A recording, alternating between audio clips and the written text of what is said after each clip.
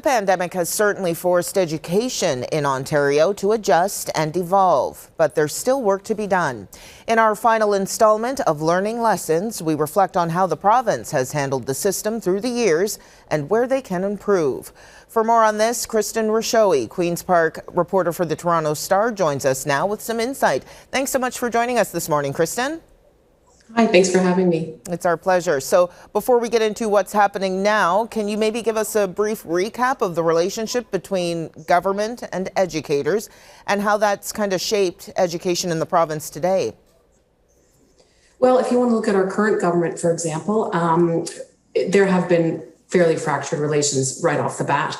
The government came in early, had proposals like bigger class sizes, online learning for high schoolers, mandatory online learning, which then led into negotiations, which were very, very difficult. And then, of course, we headed into the pandemic, which made things even more difficult. Some teacher unions had contracts, some did not. So what you found was that this already very difficult relationship was made much more difficult.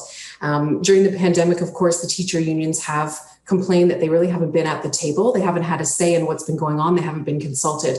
Whereas the government will say that that's not the case. But, you know, even as we go along, it's very obvious that the relationship between the two is very uneasy, and I'm not quite sure where it heads from here. So you mentioned a number of points there: consultation, communication, and, you know, I would maybe add to that funding. But what of those maybe are the main challenges when it comes to education and getting things done, making decisions, and if you can weigh in on if there's anything future governments could do differently? Well, if you want to look at the main thing, communication seems to be the one thing right now that you hear from all quarters. People for Education, which is a resource and advocacy group, they've also been calling for some kind of education task force that would include unions, parents, stakeholders, experts, just to talk about what's been going on in classrooms, since the teachers are on the front lines, offer their opinion and maybe some solutions for the fall going forward. That seems to be the consensus, and the unions are also asking for a seat at the table. The government will tell you that it has done some consultations, that it's looking at other jurisdictions as to what to do for the fall. But I think, you know, really the consistent message we hear is that, you know, the teachers want to be heard. They're the ones who've been dealing with the students for the past year and a half during the pandemic. And they know best when it comes to what needs to be done for the kids in the fall. So looking forward, I think that's probably, you know, the key. I mean, teachers do have contracts now, provincial contracts. So in general, the labor issues are pretty quiet right now.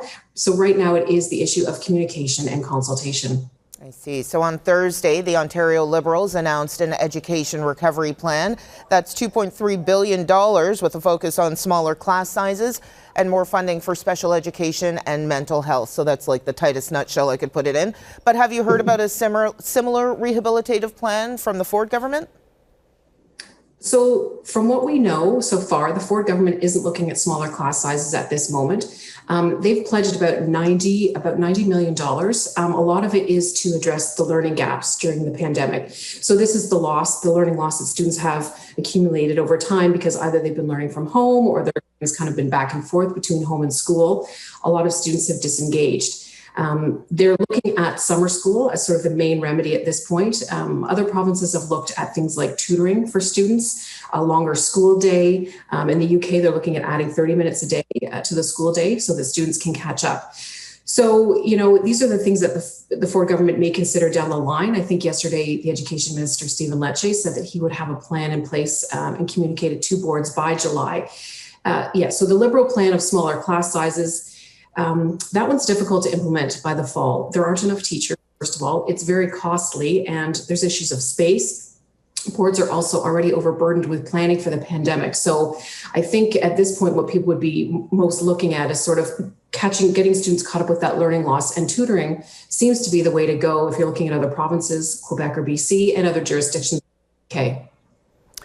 Okay, we'll have to leave it there. Thank you so much for your insight. That's Kristin Rushowy, Queen's Park reporter for The Star. Thanks again.